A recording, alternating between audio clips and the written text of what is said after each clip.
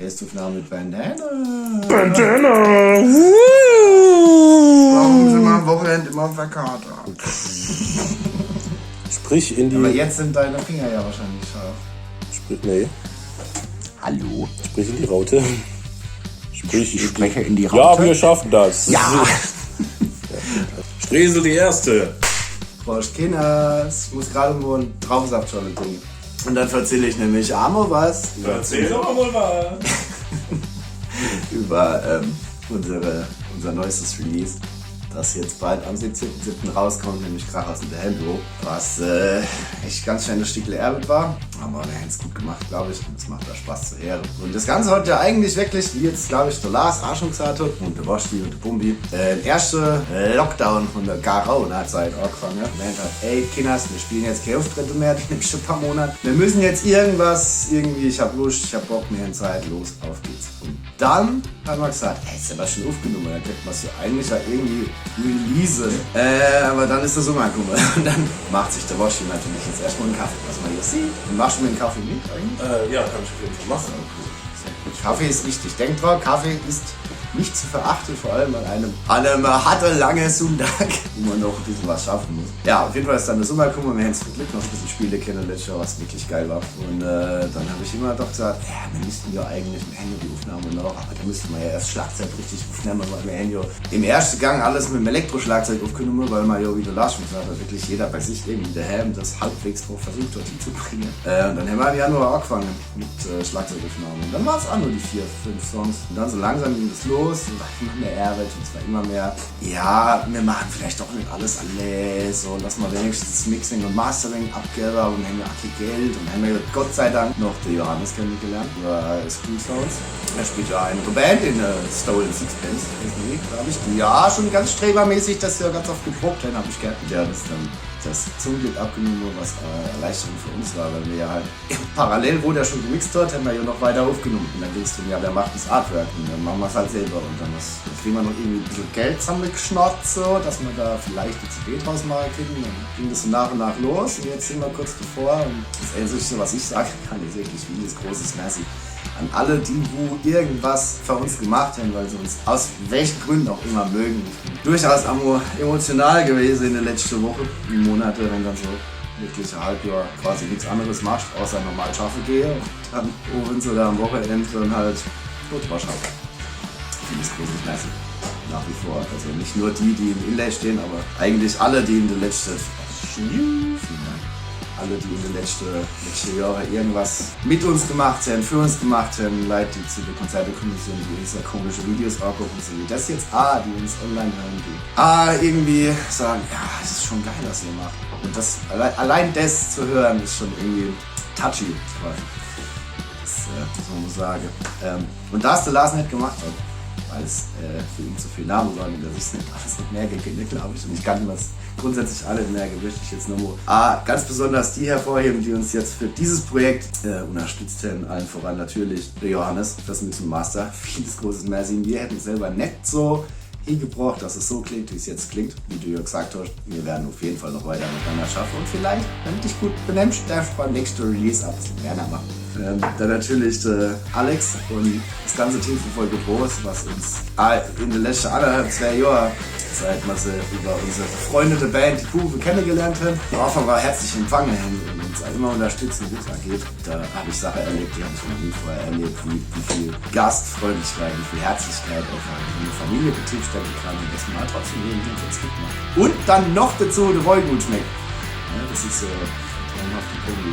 Ja, Baller Neuwald zum Beispiel, der jetzt aber mir im Kühlschrank liegt. Also weil er Lust hat, ist es nicht viel so, glaube ich. Das letzte, was ich lese, ist, dass schon die Hälfte verkauft ist. Also müssten jetzt noch so ungefähr 300 Flaschen Pulver. Zumindest vom diesjährigen Jahrgang. Schmale 4,50 €. Kann ihr euch jetzt vielleicht sicher. Ein guter Nordpelzer Landwein. Ich persönlich trinke ihn lieber pur. Also man kann halt über Scholle trinken, man kann das gut trinken, man kann den auch sehr gut verkochen. Der lässt sich halt einfach ins Regal stellen. Aber es gibt halt auch noch so viele andere, die jetzt, ne, die ja wahrscheinlich lesen können, weil man die CD gekauft haben. Und für die, die es nicht lesen können, weil der Rost, den kann ich zum Beispiel auch nicht lesen, weil der ist ja nur Chemielehrer bald, vielleicht irgendwann in den nächsten paar Jahren.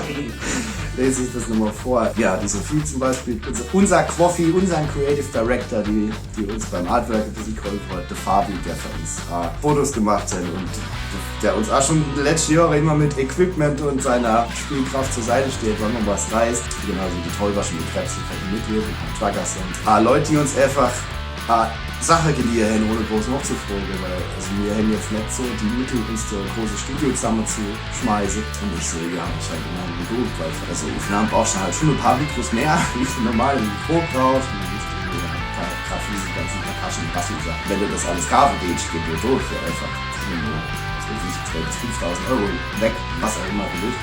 Deswegen nochmal vielen Dank an den GK und Lukas, der Felix und der Dagi für Mikros und instrumentale Unterstützung. Das war schon gut, muss man sagen. Und was auch gut war und immer noch gut ist das die Firma Fahrwerk aus Heidelberg, wo ich vielleicht ein bisschen arbeite, die uns auch ein bisschen unterstützt hat, aber mit Ressourcen jetzt ein bisschen das Marketing, die Werbung ein bisschen auszuschmeißen, weil das ist halt auch irgendwie was so eine Sache mit der Werbung. Ne?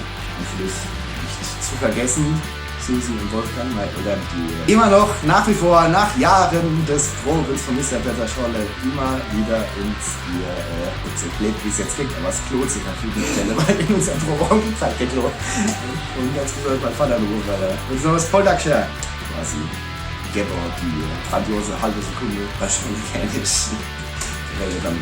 Ja, grundsätzlich einmal das glaube ich ganz gut gemacht. Ich habe Arschenbrüder noch gedacht, weil ich zu anderen gesagt habe, ja, wir machen Videos und jeder muss Wünschen für die Lieblingssong haben. Da habe ich mal selber reflektiert und habe gedacht, der richtige Lieblingssong habe ich eigentlich gar nicht, weil sie alle irgendwie cool sind. Auf ihre eigene Art, weil sie ja sehr vielseitig sind. Was mich persönlich aber immer noch am meisten toucht, ist der Song Hosch bisschen Hunger, den ich für meine Großmutter geschrieben habe, die jetzt das Jahr 90 Woche ist. Und dann habe ich halt einfach ein Lied geschrieben und es hat warum auch immer sehr gut gefallen. Und dann habe ich die Jungs geredet, ob man es noch mit drauf machen kann. Das war jetzt für mich ein bisschen emotional gesagt, dass das mit drauf ist. Und, ich kann nach wie vor immer noch hören, auch wenn ich das selber bin, den ich mir anhöre. Ich glaube, jeder Kreativschaffende kennt es. Irgendwann ist man gut, da kann ich selber nicht mehr hören. Und ansonsten kann ich also immer noch die Plattform fahren bis hin, ohne zu skippen durchhören. Wenn ich sogar das dritte Mal hintereinander höre, dann überspringe ich schon mal den Trucker-Song oder auch ein bisschen Hunger tatsächlich, weil es halt die ruhigen Songs sind. Ne? Also ich man muss ja nicht immer alles gleich hören, man muss ja ein paar Gutzelcher aufheben verhindern. Soweit von mir, wenn ich durch. Ich weiß gar nicht, wie lange ich jetzt schon wieder verzähle. Wahrscheinlich viel zu lang. Deswegen trinke ich erstmal einen Schluck. Trinke mal einen Schluck. Trink wohl einen Schluck. Ja, na, trink mal noch einen Schluck. Auf jeden Fall glaube ich, dass was Vorzeigbares bei rausgekommen ist.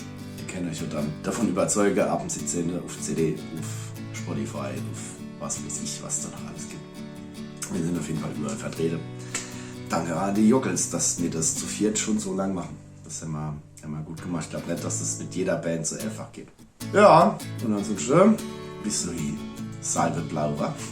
Wie der Wasch die sagen geht. Also.